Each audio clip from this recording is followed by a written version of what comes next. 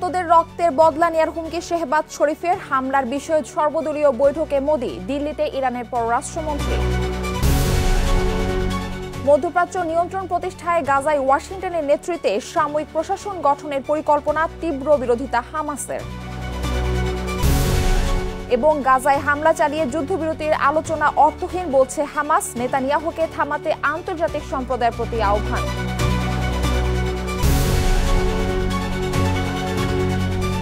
বিশ্বজুড়ে ঘটে যাওয়া দিনের গুরুত্বপূর্ণ ঘটনাবলী নিয়ে আরটিভির নিয়মিত আয়োজন সারাদিনের বিশ্বে। আপনাদের সঙ্গে রয়েছি আমি মারফি রহমান। অপারেশন সিঁদুর নিয়ে ব্রিফ করতে ভারতের সব রাজনৈতিক দল নিয়ে বৈঠকে বসেছে মোদি প্রশাসন। বৈঠকে ক্ষমতাসীন বিজেপি ছাড়াও কংগ্রেস, সমাজবাদী পার্টি সহ বিভিন্ন রাজনৈতিক দলের প্রতিনিধিরা অংশ নিয়েছেন। এদিকে পাকিস্তানের লাহোরে আজ কয়েক জায়গায় বিস্ফোরণের শব্দ শোনা গেছে। সেই সাথে একটি ভারতীয় ড্রোন ভূপাতিত করা হয়েছে বলেও দাবি করেছে দেশটির গণমাধ্যম। চলমান উত্তেজনার মধ্যে দিল্লি পৌঁছে মধ্যস্থতার প্রস্তাব দিয়েছেন ইরানের পররাষ্ট্রমন্ত্রী আব্বাস আরাকচি। একই প্রস্তাব এসেছে মার্কিন প্রেসিডেন্ট ডোনাল্ড ট্রাম্পের পক্ষ থেকেও। তবে ভারতকে সমর্থন দিয়েছেন যুক্তরাজ্যের সাবেক প্রধানমন্ত্রী ঋষি সুনাক। বিনয়ামিনের রিপোর্ট।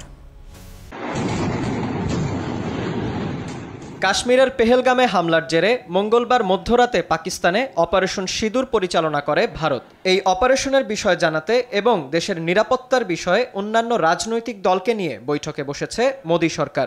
বৈঠকের পর শীর্ষ কর্মকর্তাদের নিয়ে মন্ত্রিসভার নিরাপত্তা কমিটির সঙ্গে আরেক বৈঠক করবেন প্রধানমন্ত্রী নরেন্দ্র মোদি। এদিকে পাকিস্তানের লাহোরের বেশ কয়েকটি জায়গায় সকাল থেকেই বিস্ফোরণের শব্দ শোনা গেছে। সেই সাথে বিস্ফোরক বোঝাই একটি ভারতীয় ড্রোন ভূপাতিত করা হয়েছে বলেও দাবি করছে দেশটির গণমাধ্যম।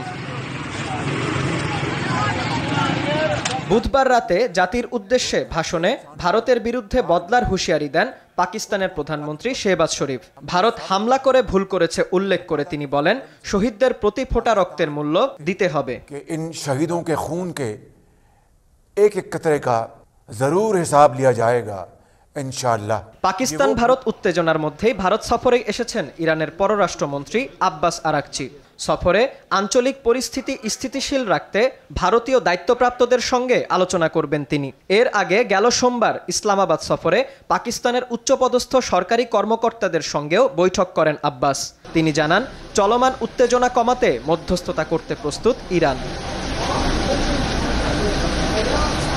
চলমান সংঘাতকে ভয়াবহ উল্লেখ করে তা বন্ধের আহ্বান জানিয়েছেন যুক্তরাষ্ট্রের প্রেসিডেন্ট ডোনাল্ড ট্রাম্প।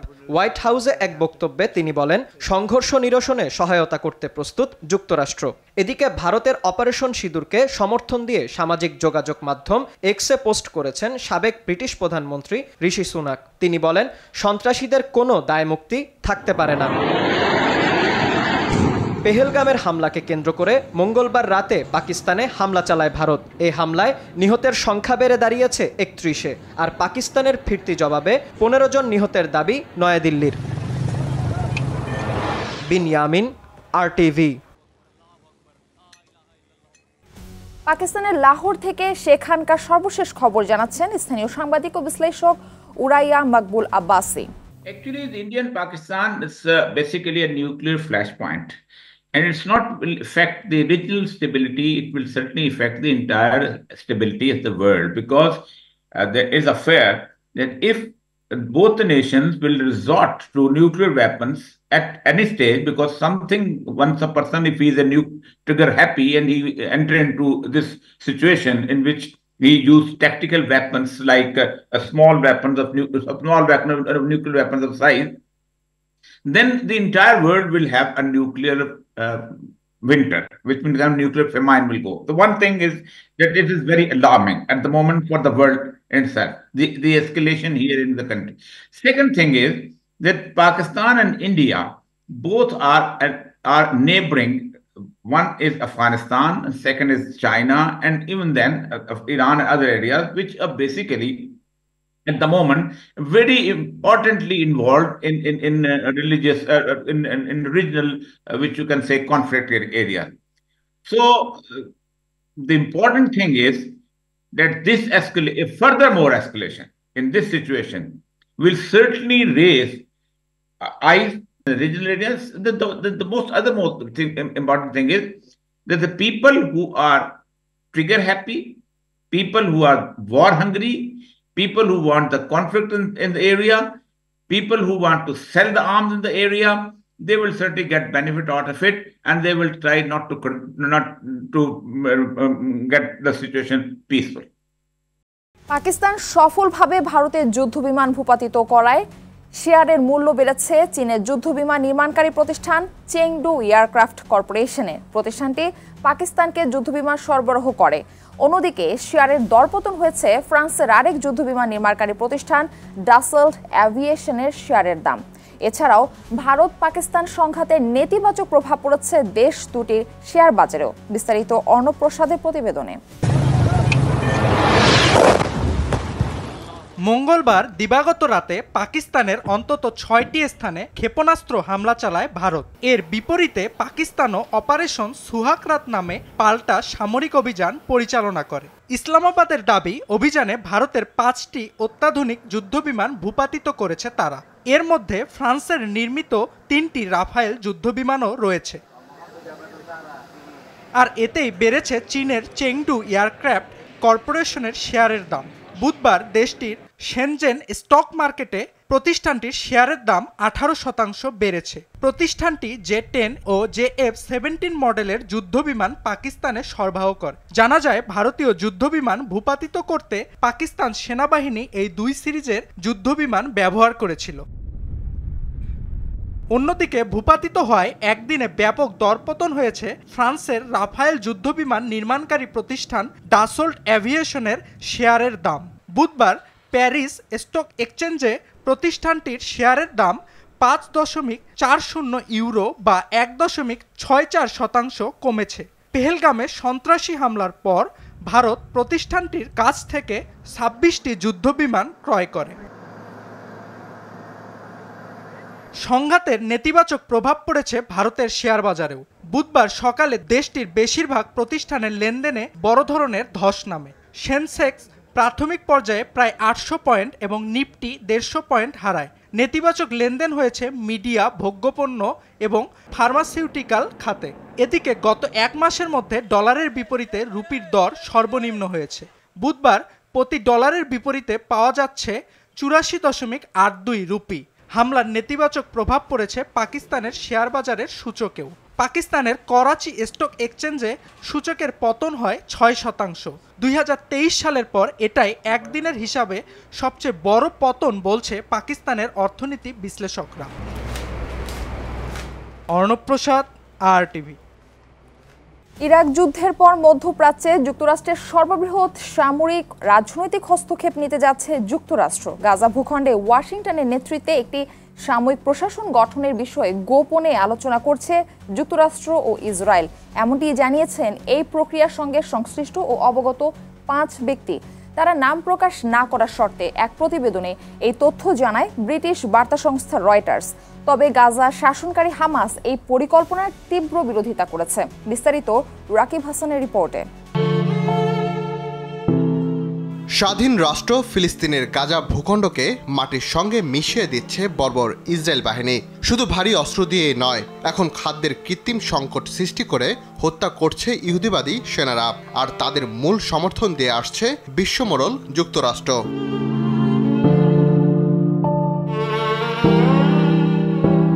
ফিলিস্তিন নিয়ে গোপনে আলোচনা করে যাচ্ছে যুক্তরাষ্ট্র ও ইসরায়েল। এই অঞ্চলটিতে একটি সামরিক প্রশাসন গঠন করতে চায় যুক্তরাষ্ট্র।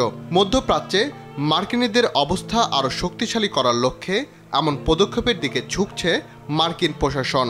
এমনটাই জানিয়েছেন বিষয়টির সঙ্গে সংশ্লিষ্ট ও অবগত 5 ব্যক্তি।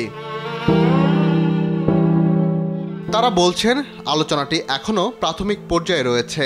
নাম প্রকাশ না করার শর্তে এক প্রতিবেদনে এ তথ্য জানায় ব্রিটিশ বার্তা সংস্থা রয়টার্স।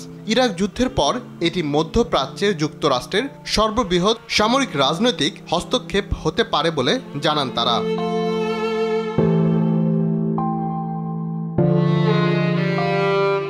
রয়টার্সের প্রতিবেদন থেকে জানা যায়, আলোচনার কেন্দ্রে রয়েছে এমন একটি প্রস্তাব যেখানে একটি মার্কিন কর্মকর্তার নেতৃত্বাধীন অস্থায়ী প্রশাসন গাজা পরিচালনা করবে। গাজা নিরস্ত্রীকরণ ও স্থিতিশীল অবস্থায় ফিরে আসা এবং একটি টেকসই ফিলিস্তিনি প্রশাসনের আবির্ভাবের আগ পর্যন্ত এটি কাজ করবে।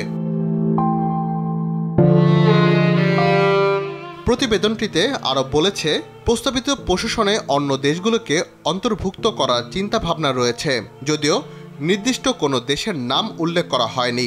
এই প্রশাসনে ফিলিস্তিনি টেকনোক্রেটদের স্থান দেওয়ার কথা বলা হলেও হামাস কিংবা পশ্চিম তীরের ফিলিস্তিনি কর্তৃপক্ষ এতে থাকবে না। গাজা শাসনকারী হামাস এই পরিকল্পনার তীব্র বিরোধিতা করেছে। গাজার হামাস নিয়ন্ত্রিত মিডিয়া অফিসের পরিচালক ইসমাইল আল থাওবাতা জানান, ফিলিস্তিনের জনগণই বেছে নেবে তাদের দেশ কারা পরিচালনা করবে, এখানে বিদেশি রাষ্ট্রের কোনো স্থান নেই বলে জানান তিনি। আমাদের জনগণ নিজেরাই তাদের শাসক বেছে নেবে, কোনো বিদেশি রাষ্ট্র বা মার্কিন নেতৃত্বাধীন প্রশাসন তাদের ওপর চাপিয়ে দেওয়া চলবে না। এপ্রিলে আমিরাত নিয়ন্ত্রিত স্কাই নিউজ আরাবিয়াকে দেওয়া এক সাক্ষাৎকারে ইসরায়েলের পররাষ্ট্রমন্ত্রী গিদেওন সার জানান, যুদ্ধ পরবর্তী সময়ে আন্তর্জাতিক তত্ত্বাবধানে গাজা পরিচালিত হতে পারে, যেখানে মধ্যপন্থী আরব দেশগুলো অংশ নেবার সম্ভাবনা রয়েছে বলে জানান তিনি। তবে কোন দেশগুলো এই তত্ত্বাবধানে থাকবে তা তিনি স্পষ্ট করেননি। ইসরায়েলি পররাষ্ট্র মন্ত্রণালয় এই বিষয়ে আর কোনো মন্তব্য করেননি। প্রধানমন্ত্রী বেনিয়ামিন নেতানিয়াহুর কার্যালয়ও কোনো প্রতিক্রিয়া জানায়নি। রাকিব হাসান, RTV। ফিলিস্তিনের গাজায় ইসরায়েলের ক্ষুধা ও গণবিনাশ যুদ্ধ চলতে থাকলে যুদ্ধবিরতির আলোচনা অর্থহীন বলে মন্তব্য করেছে হামাস। মঙ্গলবার দেওয়া এক সাক্ষাৎকারে ফিলিস্তিনি প্রতিরোধ গোষ্ঠীটির জ্যেষ্ঠ নেতা বাসেম নাইম এই কথা জানান। তিনি আন্তর্জাতিক সম্প্রদায়ের প্রতি আহ্বান জানিয়ে বলেন, নেতানিয়াহুর সরকারকে অবশ্যই এই অপরাধ থামাতে বাধ্য করতে হবে। ক্ষুধা, তৃষ্ণা ও হত্যাযোগ্য এখন নিয়মিত অপরাধে পরিণত হয়েছে।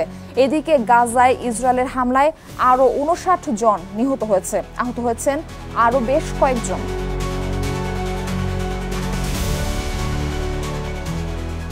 ক্যাম্পাসে ফিলিস্তিনের সমর্থনে বিক্ষোভ করায় কলম্বিয়া বিশ্ববিদ্যালয়ের 40 থেকে 50 শিক্ষার্থীকে গ্রেফতার করেছে নিউ ইয়র্ক পুলিশ। বার্তা সংস্থা রয়টার্স জানায়, শিক্ষার্থীরা মুখোশ পরে বিশ্ববিদ্যালয়ের মূল পাঠাগারে টেবিলের উপর দাঁড়িয়ে গাজা ভূখণ্ডের মানুষের মুক্তি ও চলমান ইসরায়েলি নৃশংসতার বিরুদ্ধে প্রতিবাদী স্লোগান দিতে থাকে। পরে বিশ্ববিদ্যালয় কর্তৃপক্ষের অনুরোধে পুলিশ এসে তাদের গ্রেফতার করে। গত বছরও যুক্তরাষ্ট্রের বিভিন্ন বিশ্ববিদ্যালয়ের শিক্ষার্থীরা ফিলিস্তিনের পক্ষে আন্দোলন করেছিল। দ্বিতীয় মেয়াদে ক্ষমতায় এসে মার্কিন প্রেসিডেন্ট ডোনাল্ড ট্রাম্প এসব আন্দোলনকে ইহুদি বিরোধী বলে আখ্যা দিয়ে তা দমাতে কঠোর নির্দেশনা দেন। আর এরই সাথে শেষ করছি সারাদিনের বিশ্ব।